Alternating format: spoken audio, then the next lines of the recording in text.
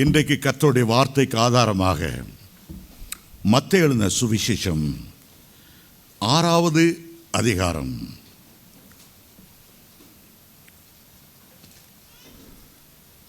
9வது வசனத்திலிருந்து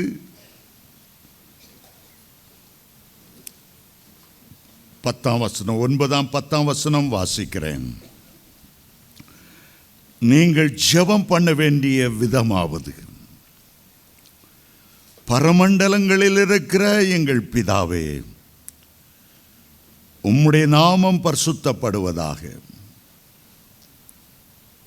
உம்முடைய ராஜ்யம் வருவதாக, உம்முடைய சித்தம் பரமண்டலத்திலே செய்யப்படுவது போல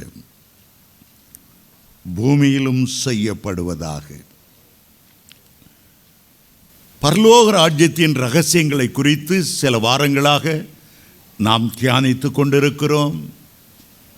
இந்த உலகம் மாயையான உலகம், அந்நீரும் பரதேசியும் போல் இந்த உலகத்தின் வழியாய் கடந்து செல்லுகிறோம்.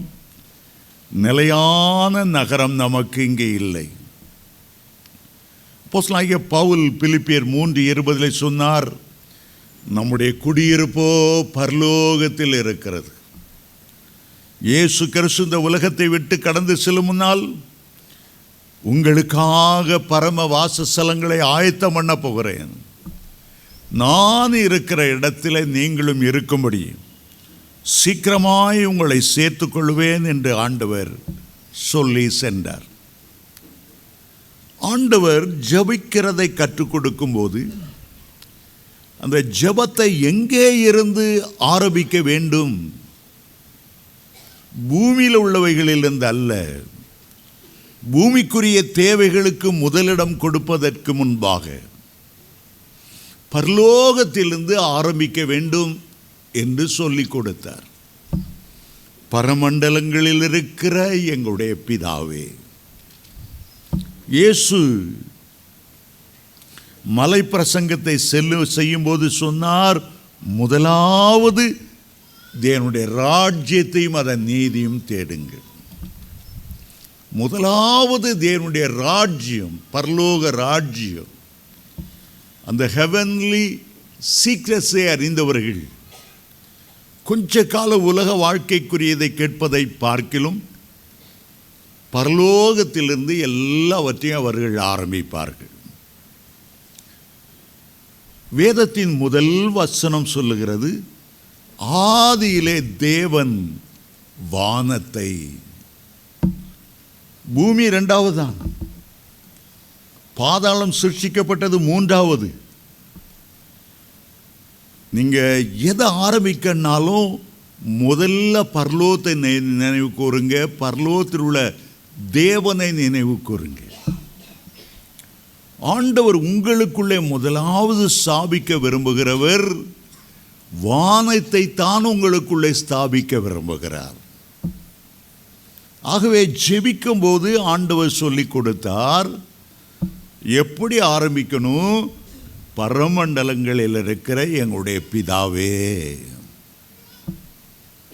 பழைய ஏற்பாட்டில் ஒரு இடத்திலாவது ஹெவன்லி ஃபாதர், பரம பிதாவே ஒரு இடத்துலையும் சொல்லப்படல. புதிய ஏற்பாட்டில் தான் இயேசு கிறிஸ்து பரலோக தேவனை நமக்கு அன்புள்ளவராய் காண்பிக்க வந்தார்.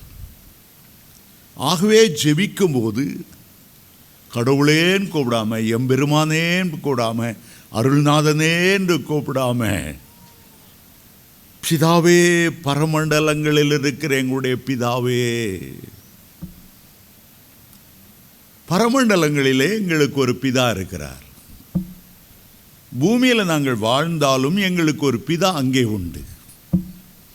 நாங்கள் அநாதைகள் அல்ல, திக்கற்றவர்கள் அல்ல, வானத்தின் கீழாய் திறந்து விடப்பட்டவர்கள் அல்ல.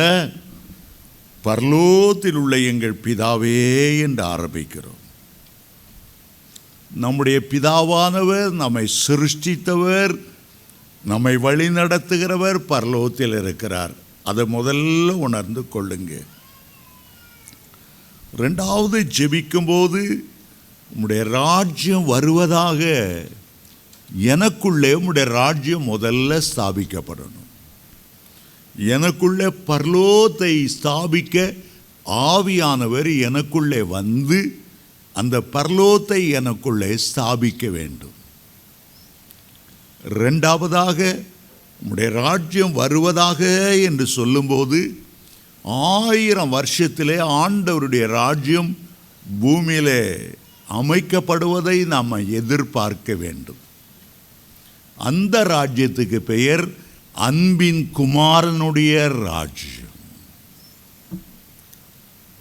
முதலாவது நமக்குள்ளே பரிசுத்த ஆவியினாலே தேவனுடைய ராஜ்யம் ஸ்தாபிக்கப்படுகிறது. இரண்டாவது அன்பின் குமாரனுடைய ராஜ்யம் இந்த பூமியில் 1000 வருஷம் நடக்க போகிறது. மூன்றாவது நாம் எல்லாரும் இந்த உலகத்தை விட்டுவிட்டு ஒரே தரம் மரிப்பது ஒரு மனுஷனுக்கு நியமிக்கப்பட்டிருக்கிறது. அதுக்கு பிறகு நாம் பரலோக ராஜ்யத்துக்குள் பிரவேசிக்கிறோம். பூமியில் வாழும்போது இந்த சின்ன உள்ளத்திலே ஆண்டவருக்கு இடம் கொடுக்கும்போது ஒரு நாள் அவருடைய பெரிய ராஜ்யத்திலே, அந்த மகிமையின் தேசத்திலே, மகிமையான தேவ தூதர்கள் நிரம்பின தேசத்திலே, ஒளிமயமான தேசத்திலே, இரவும் பகலும் ஆராதிக்கிற தேசத்திலே, கவலையும் கண்ணீரும் துயரமும் துன்பமும் இல்லாத மகா மகிழ்ச்சியான தேசத்திலே நாம் அவரோடு கூட என்றென்றைக்கும் வாழுவோம். தாவீதை பார்த்து, பா, நான் உனக்கு என்ன செய்யணும்னு விரும்புகிறா? ஒவ்வொருத்தரும் ஒவ்வொரு விதம் கேட்கலாம். சாலமோன் ஞானத்தை கேட்கலாம். தாவீது கேட்டார், பூமியில் உள்ள நாளெல்லாம், என் ஜீவன் உள்ள நாளெல்லாம் நன்மையும் கிருபையும் என்னை தொடரணும். நான் கர்த்தருடைய வீட்டிலே நீடித்த நாட்களாய் நிலைத்திருக்கணும். இதைவிட பெரிய ஒரு காரியத்தை எந்த மனுஷனாலும் ஆண்டவரிடத்தில் கேட்கவே முடியாது. ஒருவன் கேட்டானாம், பூமியிலே அந்த ஐஸ்வர்யவானை போல இருக்கணும், பரலோகத்திலே லாசருவை போல இருக்கணும்.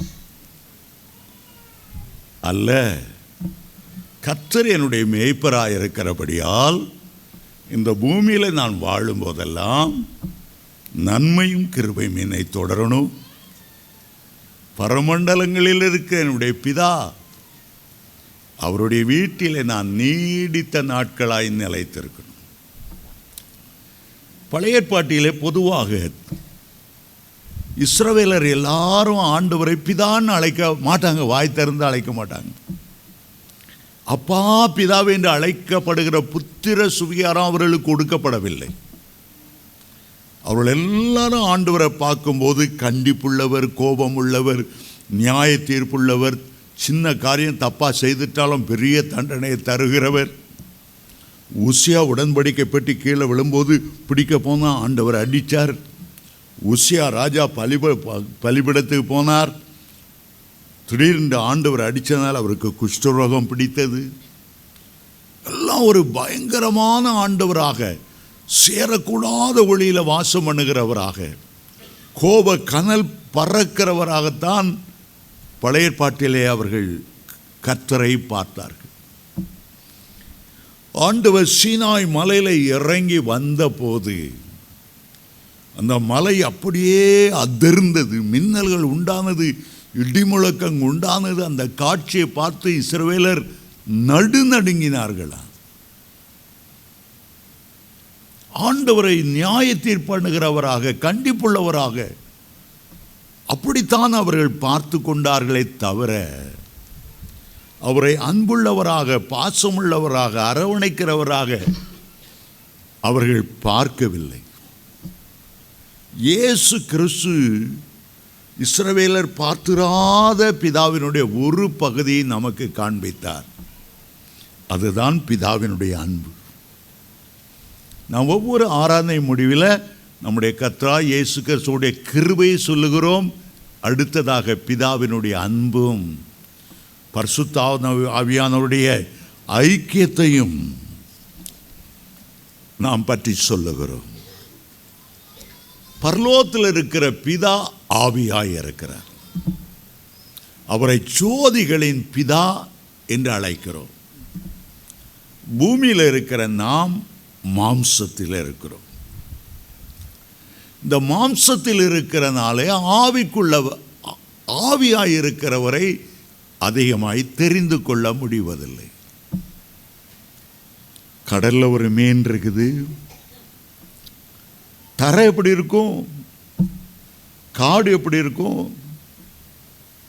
அதை பார்த்து வாழணும்னு நினைச்சா மீனால முடியாது. அது தண்ணிக்குள்ள மாத்திரம்தான் இருக்க முடியும். தண்ணியை விட்டு வெளியே வந்தது செத்தே போகும். ஆனால் ஒரு தவளை இருக்குன்னு வைத்துக்கோ. தவளை தண்ணிக்குள்ளேயும் இருக்கும், நிலத்திலையும் இருக்கும். ரட்சிக்கப்பட்ட தேவனுடைய பிள்ளைகள் பரிசுத்தாவியால் அபிஷேகம் பண்ணப்பட்டபடியால், ஆவியாய் இருக்கிற வேதத்தை அறிந்தபடியால், ஆவிக்குரிய பரலோகம் எப்படி இருக்குங்கிற நமக்கு தெரிகிறது. ஆனால் உயிர் வாழ்கிற நாளெல்லாம் பரலோகத்தில் போய் தங்கி இருக்க நம்மால முடியாது. மீன் தண்ணிக்குள்ளே மட்டும்தான் இருக்கும், தவளை தண்ணிக்குள்ளேயும் இருக்கும், நிலத்துக்குள்ளேயும் இருக்கும். ஆனால் ஒரு கொக்கு தண்ணிக்குள்ளேயும் இருக்கும், நிலத்துலேயும் இருக்கும், வானத்துலேயும் பறந்து போயிட்டே இருக்கும். நமக்கு வானத்தில் பறக்க முடியல, தண்ணிக்குள்ளே போய் வாழ முடியல, நம்ம தரையில் தான் வாழ்ந்துட்டுருக்கோம். தரையில் தான் வாழ்ந்துட்டுருக்கோம். சின்ன பிள்ளையில் ஒரு கதை படிச்சிருப்பீங்க. ஒரு குளத்தில் ஒரு ஆமையும் அன்னப்பறவையும் ரொம்ப ஃப்ரெண்டாக இருந்துச்சான். குளமத்தை ஆரம்பிச்சிச்சு. அன்னப்பறவையெல்லாம் பக்கத்து குளத்துக்கு போகலான்னு பிளான் பண்ணிகிட்டு இருந்தது. இந்த ஆமை அழுதுச்சு, நான் எங்கே போவேன், உங்களை மாதிரி எனக்கு பறக்க தெரியல, இன்னொரு குளத்தை நோக்கி போக முடியாது. அந்த அன்னப்பறவை சொல்லிச்சான், கவலைப்படாத, என் ஃப்ரெண்டு இன்னொரு அன்னப்பறவை இருக்குது, 2 பேரும் ஒரு அழகான குச்சை எங்கள் வாயில் பிடிச்சிட்டு நாங்கள் பறக்கிறோம், நீ நடுவில் கவிட்டு எங்கள் கூடயே வந்துரு. சரின்னு சொல்லிட்டு 2 அன்னப்பறவை ரொம்ப ஸ்ட்ராங்கான ஒரு நீள குச்சி கொண்டது. ஆமை அதை நல்லா உறுதியாக பிடிச்சிச்சு. 2ம் தூக்கிட்டு பறந்தது. கிராம மக்களுக்கு திடீர்னு மேலே பார்த்தா ஆமை மேலே பறக்குது. இது என்ன அதிசயமான காட்சி, ஓன்னு பார்த்து சந்தோஷப்பட்டு ஆமைக்கு கோபம் வந்தது பாருங்க. அந்த கோபத்தில் இது ஜனங்களை திட்டணும்னு நினச்சிது, வாயை கொம்புலேருந்து விட்டுருச்சு. இன்றைக்கி அநேகர் என்ன நினைக்கிறாங்க, எங்கள் அம்மா பரலோகத்து போயிடுவாங்க, முந்தானையை பிடிச்சி நானும் பறந்து போயிடுவேன். மற்றவங்க பரிசுத்தத்தை பயன்படுத்தி நீங்கள் பரலோகத்துக்கு போக முடியாது. அவரை எப்படி பரிசுத்தமாக வாழ்கிறாங்களோ அதுக்கு தகுந்தபடி தான் பரலோகத்துக்கு போக முடியுமே தவிர, பெஞ்சாதியுடைய பரிசுத்தத்தை வச்சு புருஷன் மேலே போயிடலான்னு பார்த்தா முடியாது. புருஷனுடைய பக்தியை பார்த்து மனைவியும் போயிடலாம், பிள்ளைகளும் போயிடலான்னு பார்த்தா முடியாமல் போயிடும். ஒவ்வொருவருக்கும் பரலோகத்தோடு நேரடியான தொடர்பு இருக்கணும். இந்த பூமிக்குரிய வாழ்க்கை நிலையான வாழ்க்கை அல்ல. நான் பூமியில் வாழும்போது ஆவிக்குரியவனாய் வாழ்ந்தால்தான் ஆவிக்குரிய உலகமாகிய பரலோகத்தில் நான் சென்று சேர முடியும். பரலோகத்தை பற்றிய ஒரு தரிசனம் இருக்கும்போது தான் அவர்கள் பரலோகத்தை நிச்சயமாய் சென்று அடைவார்கள். சிலர் பரலோகத்தை பற்றி யோசிக்கிறதே இல்லை, தேவதூதர்களோடு ஆடி பாடுவோம் என்று எண்ணுகிறதும் இல்லை, அது எவ்வளவு மகிமையான தேசம் என்பதை உணர்கிறதும் இல்லை, தங்களுடைய பெயர்களெல்லாம் ஜீவ புத்தகத்தில் எழுதப்பட்டிருக்கிறது உணர்வதும் இல்லை. நம்முடைய பிதா அங்கே இருக்கிறார், இயேசு கிறிஸ்து உயிர்த்தெழுந்து அங்கே அமர்ந்திருக்கிறார். அவர் நமக்காக இயேசு பிதாவினுடைய வலது பார்சத்தில் பரிந்து பேசுகிறார். நமக்கு பரம எருசலேம் என்ற பெரிய நகரத்தை ஆண்டவர் உண்டு பண்ணி இருக்கிறார். நம்முடைய முன்னோர்கள் எல்லாம் தங்களுடைய ஓட்டத்தை வெற்றியோடு ஓடி முடித்து பரலோகத்துக்கு போயிருக்கிறார். அந்த விசுவாசம் அநேகம் பேருக்கு இல்லை. ஏறக்குறைய 20 ஆண்டுகளுக்கு முன்பாக என்னை தொட்ட ஒரு சம்பவம் உண்டு. எனக்கு ஒரு அருமையான ஒரு சிநேகிதன் கர்நாடகாவில் ஹட்டி என்ற பகுதியில் இருந்தார். பெரிய இன்ஜினியர் படித்தவர். வேலை ரிசைன் பண்ணிட்டு 22 வயசுல தான் ஃபுல் டைம் ஊழியத்துக்கு வந்தார். ஒரு பிரசங்கம் ரொம்ப ஃபயராக இருக்கும். எப்பவும் உபவாசம். ஒரு முறை அவரிடத்தில் எனக்கு நீண்ட நாள் உபவாசம் இருக்கணும்னு சொன்ன உடனே எங்கள் இடத்துக்கு வந்துருங்க என்று கூப்பிட்டார். நான் போனேன். நல்ல அறையை கொடுத்தார். எனக்காக தொடர்ந்து ஜெபம் பண்ண வேண்டும் என்று இந்த சபையில் ஒரு 40 விசுவாசிகளை டேன் டியூட்டி போட்டு சாம் ஜெபத்தில் இங்கே ஜெபம் பண்ணும்போது நீங்கள் எல்லாம் அந்நிய பாஷையில் ஜெபம் பண்ணிகிட்டே இருக்கணும். நான் அவங்கள பார்க்க முடியாது, அவங்களையும் நான் பார்க்க முடியாது. ஆனால் அவங்க ஜெப சத்தம் என் காதில் கேட்டுக்கிட்டே இருக்கும். இதனால் அது ஒரு நீண்ட உபவாசத்தை என்னால் எளிதாய் மேற்கொள்ள முடிந்தது. கொஞ்ச நாளானது நான் கேள்விப்பட்டேன் 2 கிட்னியும் ஃபெயில் ஆகி சென்னைக்கு வந்து விட்டார் ட்ரீட்மெண்ட்டுக்காக. அவருடைய இளம் மனைவி, ஒரு குழந்தை நம்ம ட்ரிப்ளிகேனில் உள்ள ஒரு ஆஸ்பத்திரியில் அட்மிட் ஆனார்கள். ஒவ்வொரு இரவும் நான் அவரை பார்க்க போவேன். எங்கே மீட்டிங் நடந்தாலும் சரி 11-12 மணிக்கு அவர்கிட்ட போனேன் என்றால் 1 மணி நேரம் நான் அவரோடு பேசிக்கொண்டே இருப்பேன். 2 மணி போல் தான் வீட்டுக்கு திரும்புவேன்.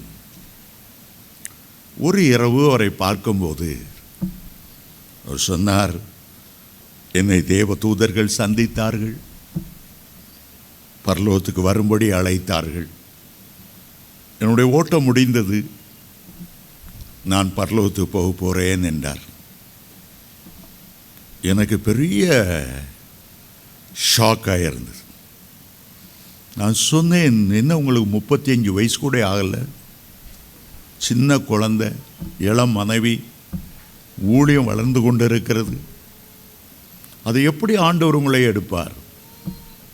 அவர் தானே சொல்லுகிறார், அறுவடை மிகுதி, வேலையாட்கள் இல்லை. பரிதபித்து கொண்டிருக்கும் போது, ஊழியர்கள் குறைவாக இருக்கும்போது, உண்மையும் உத்தமானவர்களை பார்ப்பதே அரிதாக இருக்கும்போது உங்களை ஆண்டவர் எப்படி கொண்டு போய் விடுவார்? அப்படி நீங்கள் பரலோகத்தில் போய் என்னதான் பண்ண போறீங்க? பூமியில் இருந்தாவது ஆத்துமாக்களை ஆதாயம் பண்ணி கொண்டு இருக்கலாம். இப்போ நீங்கள் பரலோகத்துக்கு போகணுன்னு அவசியம் இல்லை.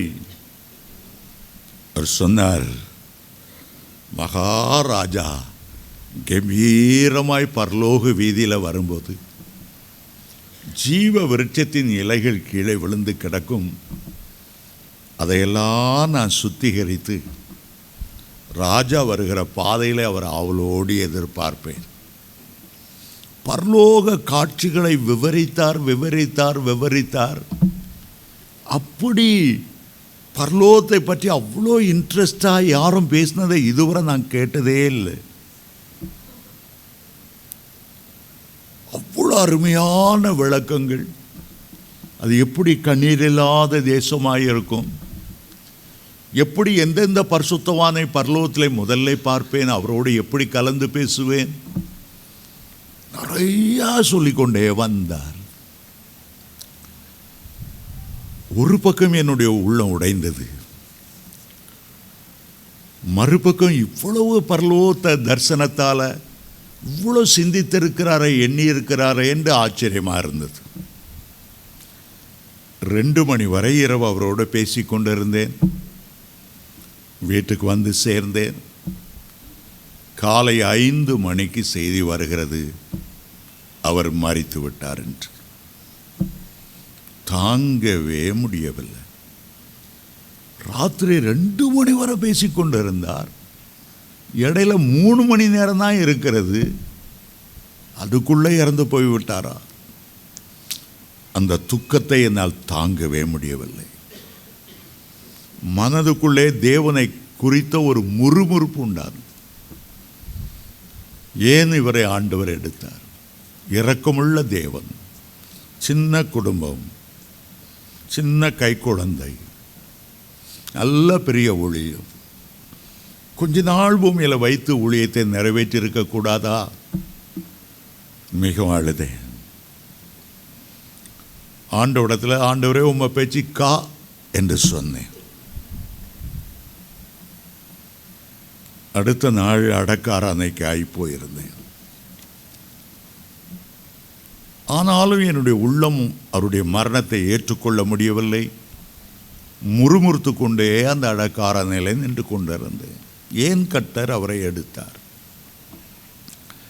அடக்காரானையிலே பாஸ்டர் மோகன் பேச வந்தார். ஒரு 5 நிமிடம் மிக சுருக்கமாக, மிக அழகாக, கிறிஸ்தவர்களுக்கு மரணம் ஒரு முடிவல்ல, நாம் பரலோக ராஜ்யத்தை விசுவாசிக்கிறோம், கிறிஸ்துவுக்குள் மரித்தவர்கள் அங்கே போவார்கள்.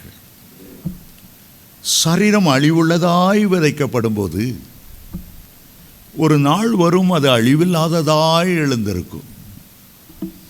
சாவுக்கேதுவான சரீரம் விதைக்கப்படுகிறது, ஆவிக்குரிய சரீரம் எழுந்திருக்கும். பரலோகத்துக்கு போக வேண்டும் என்றால் ஒரு ஆவிக்குரிய சரீரம் எழுந்திருக்க வேண்டும். அற்பமான சரீரம் விதைக்கப்படும் போது மகிமையான சரீரம் எழுந்திருக்கும். மற்ற எந்த மார்க்கத்துக்கும் இல்லாதபடி கிறிஸ்தவ மார்க்கத்தில் மகா பெரிய நம்பிக்கை ஒன்று உண்டென்றால் அது உயிர்த்தெழுதலின் நம்பிக்கை தான். இயேசு மரித்தோரிலிருந்து எழுந்து முதற் பலனானது போல கிறிஸ்துவுக்குள் மரிக்கிறவர்கள் பாக்கியவான்கள். அவர்கள் முதலாவது எழுந்திருந்து அந்த உயிர்த்தெழுதலிலே பங்கு பெறுவார்கள். கிறிஸ்துவ மார்க்கம் மறுபடியும் ஒன்றாய் இணைகிற ஒரு மார்க்கம். நம்முடைய மரணமாயிருக்கட்டும் அல்லது கர்த்தருடைய வருகையாய் இருக்கட்டும், எது முதலில் நடக்கிறதோ அப்போது நாம் கிறிஸ்துவுக்குள்ளே மரித்தவர்களை காண்போம். 1 தெசலோனிக்கர் 4:16 ஆண்டவர் சொல்லுகிறார், கிறிஸ்துவுக்குள் மரித்தவர்கள் முதலாவது எழுந்திருப்பார்கள். பின்பு நாமும், உயிரோடு இருக்கிற நாமும் இமைப்பொழுதிலே மறுரூபமாக்கப்பட்டு மரித்து உயிரோடு எழுந்த பரிசுத்தவான்களோடு ஒன்றாய் சேருவோம். இவ்வளோ ஒரு பெரிய நம்பிக்கை. இந்த நம்பிக்கை இருக்கிறதுனால்தான் சிலர் மரிக்கும் போது நாம் அழுது கொண்டே இருக்க போவதில்லை. ஒரு பரலோக ராஜ்யத்தை எண்ணி நம்மை தேற்றிக் கொள்ளுகிறோம். பூமியிலே நோயினால் எவ்வளவோ கஷ்டப்பட்டார்கள். பரலோகத்தில் போய் நிம்மதியாய் சந்தோஷமாய் இருக்கட்டும். ஆகவே அவர்களுக்கு குட் நைட் என்று சொல்லுகிறது போல குட் பை என்று சொல்லுவதில்லை. ஒரு சின்ன பிரிவு, மீண்டும் சந்திப்போம். ஒரு மிஷனரி ஒரு முறை கங்கை நதியோரம் கரையோரம் நடந்து போய் கொண்டிருந்தார். அங்கே ஒரு சூடுகாட்டை சந்தித்தார். 12 வயதுடைய ஒரு சிறுவன் மரித்து விட்டான். அவனுடைய சரீரத்துக்கு தீ மூட்டுவதற்காக, சிதையூட்டுவதற்காக தாய் தகப்பன் எல்லாரும் வந்திருந்தார்கள். விறகு கட்டையின் மேல் அவன் அடுக்கப்பட்டிருந்தான். தீ எரிய ஆரம்பித்த உடனே இந்த தாய் நெஞ்சில் அடித்தாள், தலை மயிரை பிடித்து இழுத்தாள். தலைவரி கோலமாய் தரையில் உண்டா, ஐயோ மகனை, இனி நான் உன்னை காணவே மாட்டேனே, எங்கே போவாய்? அவள் அழுத அழுகை அந்த மிஷினருடைய உள்ளத்தை உடைத்தது. எல்லாரும் அழுதார்கள். 2 கிலோமீட்டர் நடந்து போயிருப்பார். அங்கே ஒரு சிறிய ஆலயம். ஒரு 12 வயது பையன் மரித்து போனான். அடக்கம் பண்ணுவதற்கு தாய், உறவினர்கள் எல்லாரும் வந்தார்கள். அவள் அழுதாள். மகனை பார்த்து சொன்னாள், உன் பிரிவு என்ன தாங்க முடியல, என் கண்கள் கண்ணீர் குளமாயிருக்கிறது. ஆனாலும் மகனே, இயேசு வரும்போது நீ அவரோடு வருவாய், உன்னை நான் மீண்டும் சந்திப்பேன். மரணம் நித்தியமான ஒரு பிரிவல்ல, காலம் வேகமாய் ஓடிவிடும். உன்னை காண்பேன் என்ற நம்பிக்கை எனக்குள்ளே இருக்கிறனாலே என் துயரத்தை நான் தாங்கிக் கொள்ளுகிறேன். என்னுடைய கண்ணீர் உன்னை பார்க்கும்போது ஆனந்த களிப்பாய் மாறும். அவர் எண்ணினார், கிறிஸ்துவ மார்க்கம் எவ்வளவு நம்பிக்கையான மார்க்கம். பரலோகம் என்று ஒன்று இல்லாவிட்டால், உயிர்த்தெழுந்த வல்லமை என்று இல்லாமல் போனால், நாம் ஒருவரை ஒருவர் தேற்றவே முடியாது. வாழ்க்கை ஒரு அர்த்தமில்லாத வாழ்க்கையாய் போய்விடும். இறந்தவர்கள் மண்ணோடு மண்ணாகி உரமாய் போய் மரத்துக்கு பயன்படுவார்கள் என்றுதான் நாத்திகர்கள் சொல்லுகிறார்கள். அவர்கள் பரலோகத்தை நம்புவதில்லை, தேவதூதர்களை நம்புவதில்லை, நித்தியத்தை நம்புவதில்லை. ஒரு ரசாயன கலவை போல சரீரம் பலதாய் சிதைந்து போய்விடும். அதுக்கு பிறகு ஒன்றுமே இல்லை என்றுதான் அவர்கள் எண்ணுகிறார்கள். ஆனால் ஆண்டவர் நமக்கு போதித்தார், பரமண்டலங்களிலே முதலாவது ஒரு பெரியவர், ஒரு மகிமையின் ராஜா வீற்றிருக்கிறார். அவர்தான் பிதாவாகிய தேவன். அவர்தான் பரலோகத்தில் சிறந்தவர், மிக முக்கியமானவர். ஆகவே ஒவ்வொரு முறை ஜெபிக்கும் போது பரலோகத்தை ஞாபகப்படுத்துங்கள். ஜெபிக்கும் போது முதலாவது பரலோக பிதாவை முன்வையுங்கள். உங்களுக்காக பரலோகத்தை ஆயத்தம் பண்ணினது, வாசஸ்தலத்தை ஆயத்தம் பண்ணினது, நித்திய ராஜ்யத்தை ஆயத்தம் பண்ணினது, புதிய எருசலேமை ஆயத்தம் பண்ணினது அவர்தான். அவரை முன்னாக வையுங்கள். இஸ்ரவேல் ஜனங்கள் அவரை பிதா என்று அறியவே இல்லை, பிதாவுடைய அன்பை அறியவே இல்லை. சங்கீதம் 103 வாசிக்கிறோம், தகப்பன் தன் பிள்ளைகளுக்கு இறங்குறது போல கர்த்தர் தமக்கு பயந்தவர்களுக்கு இறங்குகிறார். அவர்கள் அறியவே இல்லை. இஸ்ரவேல் தேசத்துக்கு நாங்கள் சிலராய் பயணம் போன போது பஸ்ஸில் எல்லா பாட்டையும் பாடிக்கொண்டு போவோம். ஒரு பாட்டை கேட்டதும் யூதனாயிருந்த அந்த இஸ்ரவேலனுக்கு ஒரு பெரிய அதிர்ச்சி ஏற்பட்டது. பாட்டை நிறுத்த சொன்னான். நீங்கள் என்ன யெகோவா ஈரே எல்லாமே பார்த்து, யெகோவாங்கிற பேரை இப்படி சர்வசாதாரணமாக சொல்கிறீங்களே, அபத்தம் அபத்தம் அபத்தம்னு வாயிலும் வைத்தையும் அடிச்சிட்டான். நாங்கள் அந்த பேரை உச்சரிக்கவே மாட்டோம், பயம். நீங்கள் பைபிளில் வாசிச்சது இல்லையா, என்னுடைய நாமத்தை வீணாக வழங்காதுங்கன்ட்டு ஆண்டவர் சொன்னார் இல்லையா? நீங்கள் என்ன யெகோவா யெகோவா இனேசி யெகோவா ஈரே யெகோவா ஷாலோம் இஷ்டத்துக்கு யெகோவா யோகவான்னு சொல்கிறீங்களே. அவனுக்கு ரொம்ப ஆச்சரியமாக இருந்தது. அதை அவனால் ஏற்றுக்கொள்ளவே முடியல. நாங்கள் சொன்னோம், ஒரு உங்களுக்கு பயபக்திக்குரியவர், நடுக்கத்துக்குரியவர். ஆனால் நாங்கள் அவருடைய பிள்ளைகள், காணியாட்சிக்கு புறம்பாய் இருந்தோம். என்ன நல்ல ஒலிவ மரத்தோடு கர்த்தர் ஒட்ட வைத்தார். எங்களுடைய பிதா திராட்சை தோட்டத்துக்காரர், குமாரனாகிய கொடியிலே நாங்கள் இணைந்திருக்கிறோம். நாங்கள் அவரை நேசிக்கிறதுனால அவரை பாடி துதிக்கிறோம். அது அவனுக்கு புரியவே இல்லை. ஆகவே வேதம் முழுவதும் நீங்கள் வாசி பார்த்தீங்கன்னா அவரை பரம பிதா என்று அழைக்கிறதை பார்க்கிறோம். பரமண்டலங்களில் இருக்கிற பிதாவே என்று வாசித்தோம்.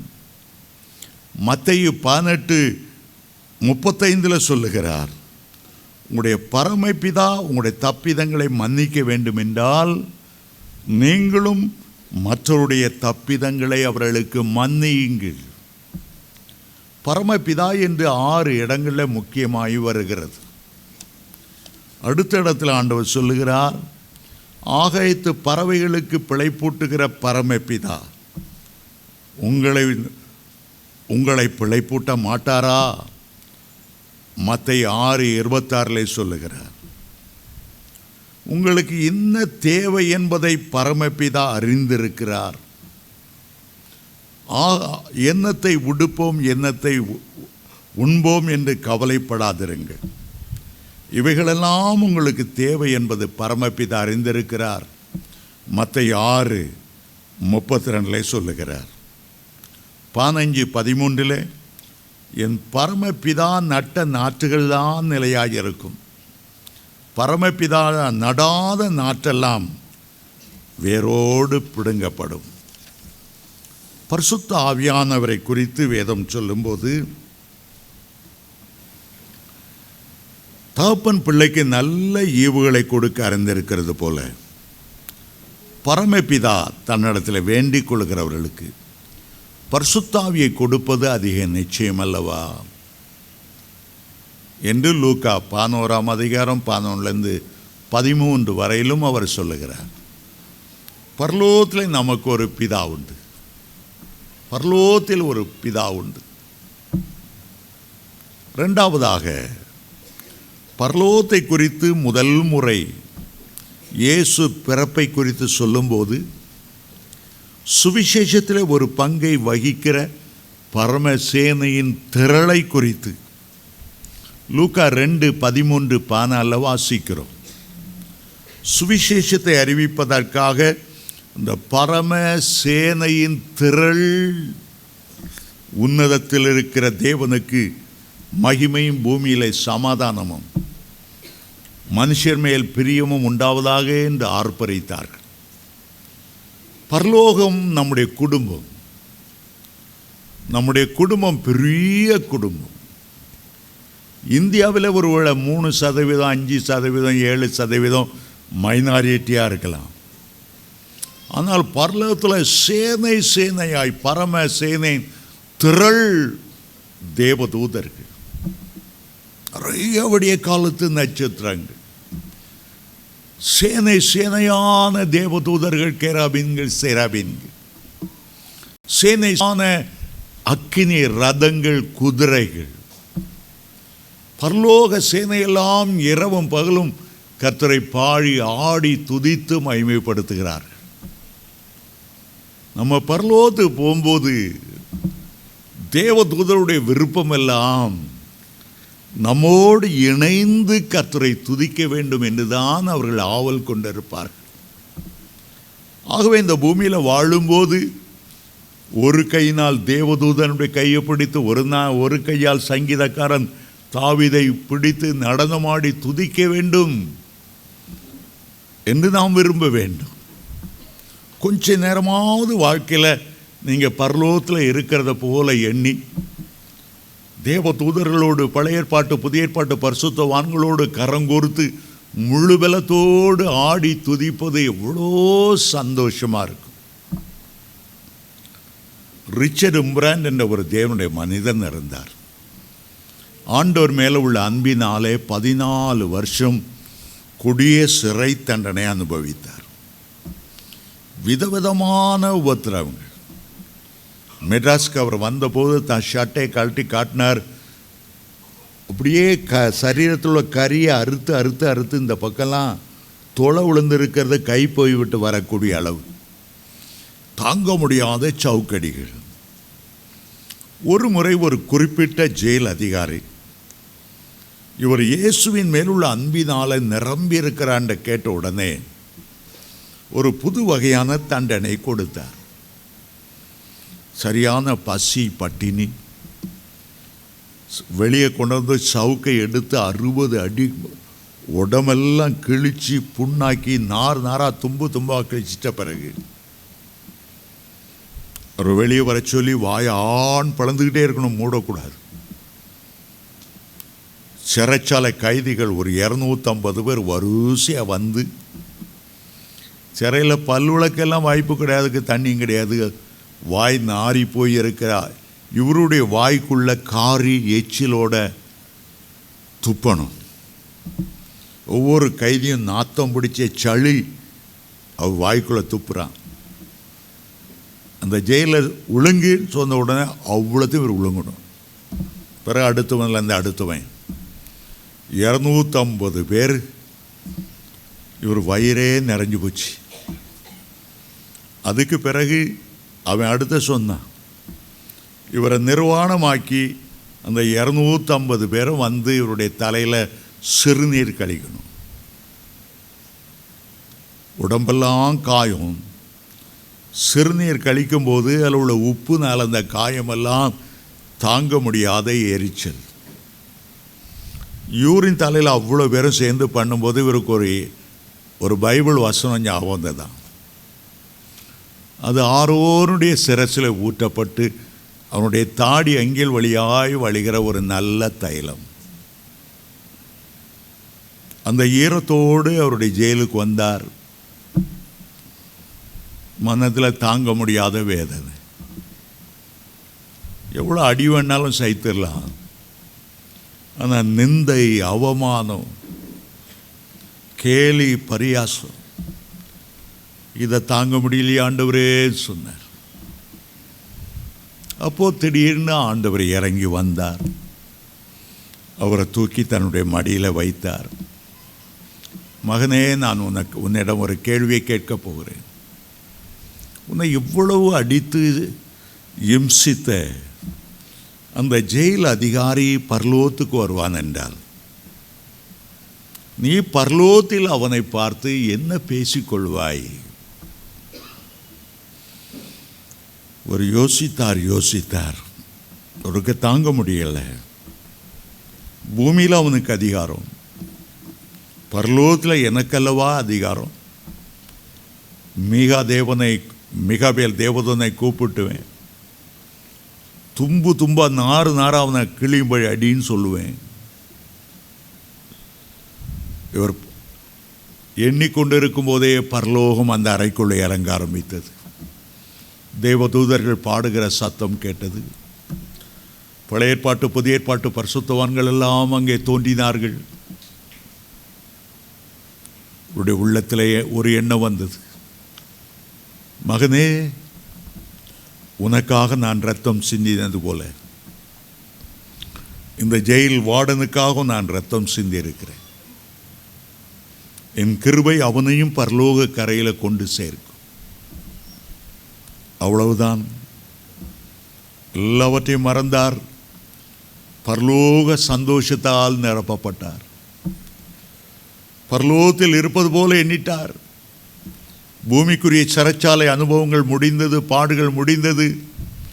கண்ணீரில்லாத தேசத்தில் நடனம் ஆடி முழு பலத்தோடு அந்த சிறை அதைக்குள்ளே ஓடி ஓடி அந்நிய பாஷைகளை பேசி களி கூற ஆரம்பித்தார். தற்செயலாய் பார்த்தால், கண்ணை திறந்தால் அந்த ஜெயில் அதிகாரி முன்னால் நின்று கொண்டு இருக்கிறான். அவனுக்கு இவருடைய முகத்தில் இருந்த சந்தோஷத்தை பார்த்ததும் ஒரு பெரிய அதிர்ச்சி. இவ்வளவு அடித்தேன், இவ்வளோ இம்சித்தேன், இவ்வளோ சளியை விழுங்கும்படி செய்தேன், இவ்வளோ பெருசு, ஆனாலும் இவன் இவ்வளோ சந்தோஷமாய் ஆடி பாடி துள்ளி மகிழ்கிறானே. உண்மையிலே இந்த மார்க்கம்தான் பரலோகத்து கொண்டு சேர்க்கக்கூடும். இந்த பரலோக நம்பிக்கையினால்தான் இவன் இத்தனை பாடுகளையும் சகித்து கொண்டிருக்கிறான். அவரை பார்த்து, பாவம், சந்தோஷத்துக்கு காரணம் என்ன? அவர் சொன்னார், இக்காலத்து பாடுகள். இனி அந்த மகிமையின் தேசத்தில் நான் அனுபவிக்க போகிற சந்தோஷத்துக்கு ஈடு இணையே கிடையாது. அன்றைக்கு அவருடைய முகத்தில் இருந்த சந்தோஷம் அந்த வார்டனை, ஜெயில் அதிகாரியை ரட்சிக்கப்பட வைத்தது. பரலோக சந்தோஷம் வரும்போது பூமிக்குரிய பாடுகள் அப்போஸ்தலனாகிய பவுல் எழுதுகிறார், கொஞ்ச கால பாடுகள் உபத்திரவங்கள் நம்மிலே நித்திய கன மகிமையை உண்டாக்கும். பூமியில் வாழ்கிற காலங்கள் கொஞ்ச காலங்கள் நித்திய கன மகிமையை உண்டாக்கும். பூமியிலே வாழும்போது பரிசுத்தவான்களுடைய கை கோர்த்து பாடுகிறோம், ஆடுகிறோம். நம்முடைய சபையிலே ஆராதனைக்கு முக்கியத்துவம் கொடுக்கிறோம். ஆவியாயிருக்கிற கர்த்தர் உலாவி வர வேண்டுமென்றால், தேவ பிரசன்னத்தை கொண்டு வர வேண்டுமென்றால் ஆவியோடு உண்மையோடு ஆராதிக்க வேண்டும். இங்கே நல்ல வொர்ஷிப் லீடர் பாடுகிறார், நாம் எல்லாரும் பாடுகிறோம். பரலோகத்திலே தேவ தூதருடைய கைகோர்த்து நான் நடனமாடுவோம். சங்கீத புத்தகம் முழுவதும் பூமியிலே கர்த்தருக்குரிய ஆராதனை சொல்லுகிறது. வெளிப்படுத்தின விசேஷம் முழுவதும் பரலோகத்தின் ஆராதனையை சொல்லுகிறது. பரமசேனையின் திரள் இயேசுடைய பிறந்த சந்தோஷத்தில் இணைந்து அறிவித்த தேவதூதனோடு சேர்ந்து பாடினார்களாம், உன்னதத்தில் இருக்கிற தேவனுக்கு மகிமையும், பூமியில் மேல் சமாதானமும், மனுஷர் மேல் தயவும் உண்டாவதாக. நம்முடைய குடும்பம் பெரிய குடும்பம், தேவ தூதர்களை கர்த்தர் தந்திருக்கிறார். எபிரேயர் 1:14 சொல்லுகிறது, ரட்சிப்பை சுதந்தரித்துக் கொள்ளுகிறவர்களுக்கெல்லாம் அவர்கள் பணிவிடை ஆவிகளாய் இருக்கிறார்கள். எபிரேயர் 12:22 முதல் 24 சொல்லுகிறது, நீங்களோ சீயோன் மலைநிலத்திற்கும் பரம எருசலேமிடத்திற்கும் 1000-10,000 தேவ தூதர்களிடத்திற்கும் நீங்கள் வந்து சேர்ந்தீர்கள். சுவிசேஷத்தை அறிவிக்கிற தேவனுடைய பிள்ளைகளோடு தேவனுடைய ராஜ்யத்தை பூமியில ஸ்தாபிக்க முயற்சிக்கிற ஒவ்வொரு ஊழியரோடும் தேவதூதர்கள் நின்று கொண்டிருக்கிறார்கள். ஒரு தேவதூதன் நித்திய காரியங்களை வெளிப்படுத்தல் 14:6 சொல்லுகிறார், நித்திய சுவிசேஷத்தை உடையவனாய் இருந்து கடைசி நாட்கள் அந்த தேவதூதன் வந்து சுவிசேஷத்தை சொல்லுவானாம். எவ்வளோ பாக்கியமானது, எவ்வளோ பாக்கியமானது. அருமையான தேவனுடைய பிள்ளைகளை, 4வது பார்க்கும்போது அது பரம காரியங்களை குறித்து இயேசு பேச ஆரம்பிக்கிறார். பரலோகத்தில் உள்ளவைகள் அன்றைக்குள்ள இஸ்ரவேலரால் தெரிந்து கொள்ள முடியவில்லை, புரிந்து கொள்ள முடியவில்லை. ஏண்டா பழைய ஏற்பாட்டு காலம் வரையிலும் பரலோகத்துக்கு ஏறினவன் ஒருவனும் இருந்ததும் இல்லை. ஒவ்வொருவர் மரிக்கும்போது பாதாளத்தில் தான் சிறை வைக்கப்பட்டார்கள். இயேசு கிறிஸ்துடைய உயிர்த்தெழுதலுக்கு முன்னால் பாதாளம் 2ஆய் பிரிந்திருந்தது.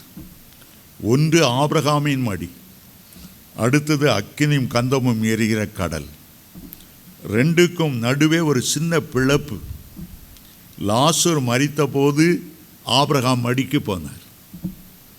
ஐஸ்வர்யவான் மரித்த போது பாதாளத்துக்கு போனார்.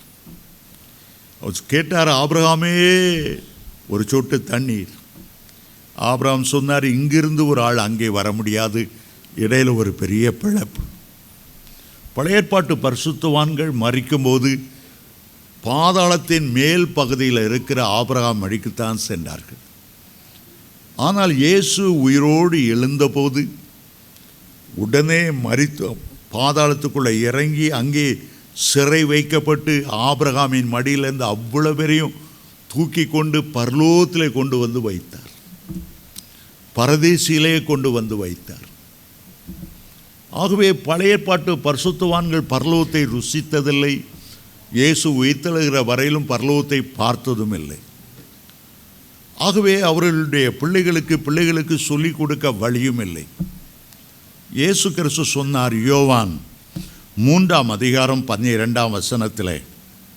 யோவான் 3:12 சொன்னார், பூமிக்கு அடுத்த காரியங்களை நான் உங்களுக்கு சொல்லியும் நீங்கள் விசுவாசிக்கவில்லையே, பரம காரியங்களை குறித்து உங்களுக்கு சொல்வேனாகில் எப்படி விசுவாசிப்பீர்? ஆண்டவர் 2 காரியங்களாக பிரிக்கிறார்.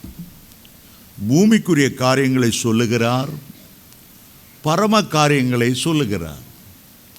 பரம காரியங்களை சொன்னால் இவர்களால் புரிந்து கொள்ள முடியவில்லை என்றுதான் ஓமைகளாக சிறு கதைகளைப் போல அவர் சொல்லி ஜனங்களுக்கு விளங்கப்படுத்துகிறார். மத்தேயு 13ஆம் அதிகாரம் முழுவதிலும் பரலோக ராஜ்யத்தை குறித்த 7 உவமைகளை ஆண்டவர் சொன்னார். அவைகளை சொல்லியாவது பரம காரியங்களை தெளிவுபடுத்த வேண்டும் என்று ஆண்டவர் விரும்பினார். அருமையான தேவனுடைய பிள்ளைகளே, பரம காரியங்களை குறித்து சொல்லும்போது உண்மையிலே நம்முடைய உள்ளம் பொங்க ஆரம்பிக்கிறது. பரலோகத்தில் எனக்கு ஒரு இடத்தை ஆண்டவர் வைத்திருக்கிறாரே, அவரோடு கூட வாழும்படி எனக்கு ஒரு பாக்கியத்தை தருகிறாரே, எப்பொழுது நான் அவரை பார்க்கலாம்? எனக்கு பரலோகத்தில் இந்த வீடு கட்டப்பட்டு முடிக்கப்பட்டு விட்டதா? கர்த்தர் எப்போது என்னை சேர்க்க வரப்போகிறார்? அந்த பரலோக காரியத்தை நினைக்க நினைக்க நினைக்க பூமியின் காரியங்கள் ஒன்றும் மேன்மையாய் தெரிவதில்லை. அடுத்ததாக வேதத்திலே பரம தரிசனம் என்று வாசிக்கிறோம். அகிரிப்பா ராஜாவுக்கு முன்பாக அப்போஸ்தலனாகிய பவுல் இவ்விதமாய் சொல்லுகிறார், அகிரிப்பா ராஜாவே, அந்த பரம தரிசனத்துக்கு நான் கீழ்ப்படியாதவனாய் இருக்க விரும்பவில்லை. பரம தரிசனம் என்று சொல்லுகிறார். அப்போஸ்தலர் 9ஆம் அதிகாரத்தில் தான் ஆண்டவர் பவுலை சந்தித்தார். சந்திப்பதற்கு முன்பாக கொடூரம் நிறைந்த சவுலாய் இருந்தார். கிறிஸ்தவர்களை அழித்து நாசமாக்க வேண்டுமென்று பிரதான ஆசாரிடத்தில் நிருபங்களை வாங்கி கொண்டு தமஸ்கு பட்டண வீதியிலே நடந்து கொண்டு வரும்போது திடீரென்று ஒரு பரம தரிசனம் அவருக்கு உண்டானது. ஒரு பரலோகத்தின் வெளிச்சம் சடுதியாய் அவர் மேல் இறங்கினது. தொப்பென்று கீழே விழுந்தார். அவரை சந்தித்த ஒளி அவ்வளவு அதிகமாக இருந்தது. அதனாலே அவருடைய 2 கண்களும் குருடாய் போய்விட்டது. 3 நாட்கள் ஒன்றும் புசியாம. ஆகவே ஆண்டவர் சொன்னார், நேர் தெரு, அங்கே அனனியா என்ற ஒருவர் இருக்கிறார், நீ செய்ய வேண்டியதை காண்பிப்பார். அனனியா அவருடைய கையிலே தலை வைத்தார். கண்கள் திறந்தது. கைகளை வைத்து ஜெபித்தார். பரிசுத்த ஆவியால் நிரப்பப்பட்டார். தீர்க்கதரிசனம் உரைத்து சொன்னார், நீ அநேருக்கு பார்வை கொடுக்கும்படி, சுவிசேஷத்தை அறிவிக்கும்படி கர்த்தர் உன்னை தெரிந்து கொண்டார். அப்போதான் அவருக்கு அந்த பரம தரிசனம் உண்டானது. அதை 3 இடங்களில் நீங்கள் வேதத்தில் வாசிக்கலாம். அப்போஸ்தலர் 9ஆம் அதிகாரத்தில் 3 முதல் 7 வசனங்களில் இந்த பரம தரிசனத்தை குறித்து வாசிக்கலாம். அப்போஸ்தலர் 22:6 அந்த பரம தரிசனத்தை பற்றி பேசுகிறார். 3வது அகிரிப்பா ராஜாவுக்கு முன்பாக அப்போஸ்தலர் 26:13-19 வரையிலும் அந்த பரலோக தரிசனத்தை அவர் பார்த்த பிறகு உலகத்தில் உள்ள எல்லாவற்றையும் அற்பமும் குப்பையுமாக எண்ண ஆரம்பித்தார். எந்த ஒரு மனுஷன் பரலோக தரிசனத்தால் நிரம்பி இருக்கிறானோ உலகத்தில் உள்ள பாடுகள் ஒன்றுமில்லாமல் போய்விடும். ஸ்தேவான் கல்லெறிந்து கொல்லப்படும் போது அதை குறித்து கவலைப்படவில்லை. பரம தரிசனத்தை அவர் அடைந்தார். பிதாவுடைய வலது பார்சத்தில் இயேசு நின்று தன்னை வரவேற்க எழுந்து நின்று கொண்டிருக்கிறதை காண்கிறேன் என்று சொன்னார். ஆகவேதான் இந்த உலக பாடுகள் அவருக்கு பெரிதாய் தோன்றுவதில்லை. எல்லா தரிசனங்களிலும் பெரிய தரிசனம் பரம தரிசனம். ஒருவன் பரிசுத்தத்தை பெறும்போது கர்த்தர் அவனுக்கு தரிசனத்தை கொடுக்கிறார். சிலருக்கு சொப்பனங்களை கொடுக்கிறார். யோவேல் 2:28 சொல்லுகிறார், மாம்சமான யாவர் மேலும் நான் என் ஆவியை ஊற்றும்போது உடைய மூப்பர்கள் சொப்பனங்களை காண்பார்கள், வாலிபர்கள் தரிசனங்களை காண்பார்கள். இதிலே பரம தரிசனத்தை பற்றி அவர் சொல்லவில்லை. இரவில் நாம் தூங்கும்போது வருவது சொப்பனம். ஜெப நேரத்திலே ஆவிக்குள்ளாகும் போது கர்த்தர் நமக்கு தருவது தரிசனம். நீங்கள் வாசிப்பீர்கள் என்றால் யோவேல் 2:28 வாலிபர் தரிசனங்களை காண்பார்கள். அதே காரியத்தை அப்போஸ்தலர் 2ஆம் அதிகாரத்தில் பேதுரு பிரசங்கிக்கும் போது தரிசனங்களை காண்பார்கள் என்ற வார்த்தை சற்று மாறி இருக்கிறது. தரிசனங்களை அடைவார்கள். தரிசனங்களை காண்பது ஒரு பகுதி, கண்ட தரிசனங்களை அடைவது அடுத்த பகுதி. ஏதோ தரிசனத்தை கண்டோம் என்று அல்லாமல் அந்த தரிசனத்தின் மேல் நோக்கமாயிருந்து அதை அடைகிற வரையிலும் விடாமல் போராடி அதை பெற்றுக்கொள்வது. தரிசனம் என்றால் ஜெப நேரத்தில் வருவது மட்டும் தரிசனம் அல்ல. சிலரை பார்த்து உங்கள் தரிசனம் என்ன, உங்களுடைய வாழ்க்கையின் குறிக்கோள் என்ன, பிரதர் ஏலிம் சபை ஆரம்பிச்சிருக்கிறீங்க, உங்கள் தரிசனம் என்ன? நான் சொல்லுவேன், என் சபையை கர்த்தருடைய வருகைக்காக ஆயத்தமாகணும். ஆட்டம் பாட்டம் கொண்டாட்டம் துள்ளெல்லாம் ரெண்டாவது இருக்கட்டும். உங்கள் தரிசனம் என்ன?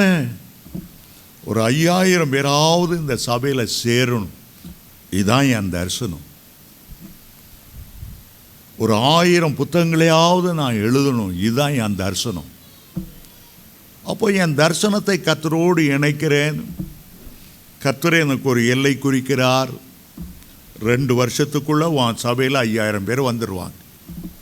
அந்த தரிசனத்தை எனக்கு கொடுத்தவர் 2 வருஷம் நிறைவேறும் போது அதை நிறைவேற்றி சபையில் 5000 பேர் இருக்கிறது.